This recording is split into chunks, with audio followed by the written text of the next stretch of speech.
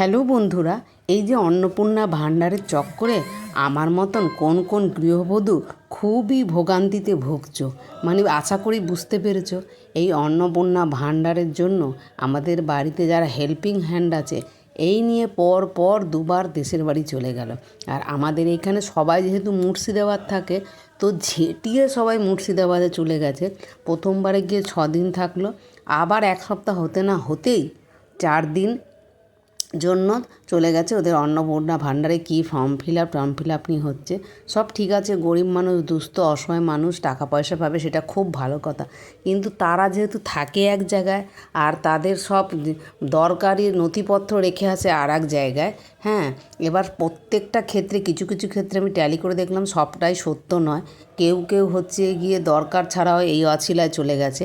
এমনকি আমাকে বলছে মুর্শিদাবাদ যাওয়ায় মানে সকালবেলা ছাড়া আর করে ট্রেন নেই। তো আমি বেশি কথা ঘাটালাম না, সারাদিনে নাকি ট্রেন নেই। সকালবেলায় যাবে, যেদিন যাবে সারাদিন লেগে যাবে, পরের দুদিন কাজ করবে, আর যেদিন আসবে সেদিন কাজে আসতে পারবে না। তাহলে বোঝো, এবার তাদের একটা মোটা অঙ্কের টাকা তারা একবেলা কাজের জন্য নেয়। মোটামুটি তোমাদের ওখানে কত না জানি না, একবেলা কাজ করে বাসন মাজা ঘর মোছা দিয়ে 1400-1500 টাকার নিচে কেউ নেয় না।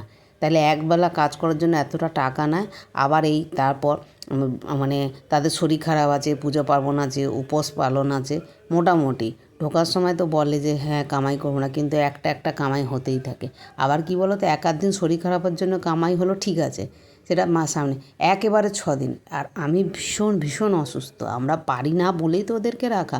যাই হোক, এমনিতে খুব একটা যায় না, সবাই বলছি না, এই আমার মেয়েটাও খুব একটা কামাই করে না, কিন্তু এই যে অন্নপূর্ণা ভাণ্ডারের চক্করে এতবার দেশে যাচ্ছে, আরও না জানি কতবার যেতে হবে।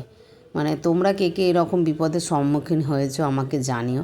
আমি তো এরকম বিপদে মহা মুশকিলে আছি। কেন কি, আমি রান্নাটা খুব কষ্ট দাঁড়িয়ে দাঁড়িয়ে করে ফেলি। ওই ঘর মোছা এগুলো এখন বর্তমানে একদম পারছি না, অপারক হয়ে গেছি, আমার খুবই শরীর খারাপ। তো ভাবছিলাম এরকম একটা ভিডিও দেব না, কিন্তু এতবারই দেশে যাচ্ছে, এবার বলেছে আর দরকার ছাড়া যাব না। এবার ধরো মানুষের অসুখ বিসুখ আছে, দেশের বাড়িতে এই একবার বললো কেউ মারা গেছে, তখন তো ছুটি নিতেই হবে। আর এই অন্নপূর্ণা ভাণ্ডারের আগের 6 দিনে 4 দিন 10 দিন উপরি পাও না, ঠিক আছে। তাদের মাইনে 1 তারিখে দিতে হয়, তাদের কিন্তু এই চলে গেলে পয়সা কাটা যাবে না। আর ওদের আগে আগে দেখতাম একজন গেলে একজন, ওদের মধ্যে এত একটা বন্ডিং, ওরা প্রত্যেকের সাথে এমন একটা মিটিং মিছিল করে এক হয়ে রয়েছে।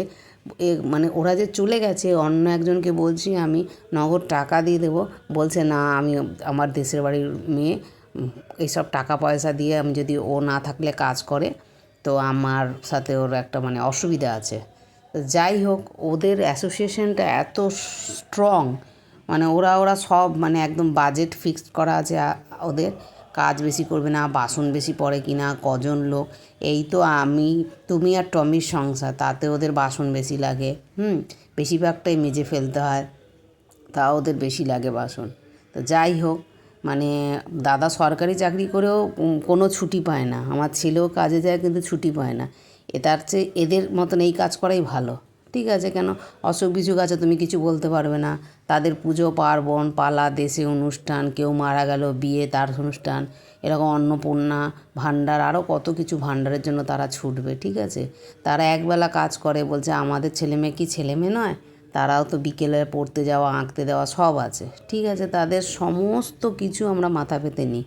মানে বাড়ির কর্তামশাই যে, তাকে দুটো চেঁচিয়ে কথা বলি, তো ওদের সঙ্গে চেঁচিয়ে কথা বলি না, এমন অবস্থার দিনকাল এমন হচ্ছে। কালে কালে কী হবে জানি না। ওই ওয়াশিং মেশিনের মতো বার্তান ওয়াশার কেনার কথা ভাবছিলাম, কিন্তু ওইতে কি আর সব কিছু পরিষ্কার হয়? আপনা হাত জগন্নাথ, নিজের হাত দুটো ভেঙে গেলে যা হয় আর কি, সেই রকমই অবস্থা। কি আর বলবো, মানে এই যে ব্যায়ামে যাওয়া, যোগা যাওয়া, তারপর হাঁটতে যাওয়া, মোটামুটি সব কিছু বন্ধ করে এখন ঘরে বসে শুধু ঘর মোছো আর তোমার বাসন মাজো, আর রান্না করাটা তো আছেই। রান্নার লোক রেখেছিলাম, সে অর্ধেক দিন আসছেই না, আমাকেই রান্না করে খেতে হয়। মানে কী দিন, কিন্তু তাদের পয়সা কাটা যাবে না, তাদের কিছু বলা যাবে না। আর সবচেয়ে পরিবার এই কাজের যে ধকলটা, তারপরে আমি অসুস্থ হয়ে পড়ি। ওরা চলে গেল, আমার এক্সট্রা টাকা দিয়ে নতুন লোক রাখতে হলো। এবার একজনকে রেখেছি, সে কাজ করছে, আচমকা কাজ করবে বলে প্রতিদিন 100 টাকা করে নেবে বলছে। মানে বুঝতে পারছো কোন লেভেলের টাকা পয়সা থাকার দরকার তোমার। সেটা তুমি চিন্তা করো। হ্যাঁ, তো এই হচ্ছে অবস্থা। আর তার উপরে টাকা দেব, নিজে এক্সট্রা কাজ করব, এরা যেহেতু আচমকা সে বেশি কাজ করবে না, তারপরে যতদিনে ফিরে আসবে দেশ থেকে ততদিনে তুমি অসুস্থ হয়ে শয্যাশায়ী হয়ে যাবে। কার ক্ষেত্রে কী জানি না, আমি পারি না বলেই লোক রেখেছি। তো খুবই ভোগান্তি আছে এই অন্নপূর্ণা ভাণ্ডার। আবার যেহেতু সরকারি চাকরি, আমরা তো অন্নপূর্ণা ভাণ্ডারও পাবো না। আমার ছেলে এত ভালো ভালো রেজাল্ট করেছে, কোনো দিন কিচ্ছু সরকারি সুযোগ সুবিধা পায়নি। ঠিক আছে, যার সামর্থ্য আছে তার সুযোগ সুবিধা দিয়ে কী হবে, কিন্তু এই সব জ্বালাতন আর মানে কি বলবো, শয্যাতীত হয়ে যাচ্ছে। এত ঘন ঘন দেশের বাড়ি চলে যাচ্ছে কাজের মেয়েরা, আর কি বলবো। যাই হোক, তোমরা কে কে এরকম সমস্যায় পড়েছো জানিও, কমেন্ট করতে ভুলো না। আজ এটুকু, টাটা, বাই।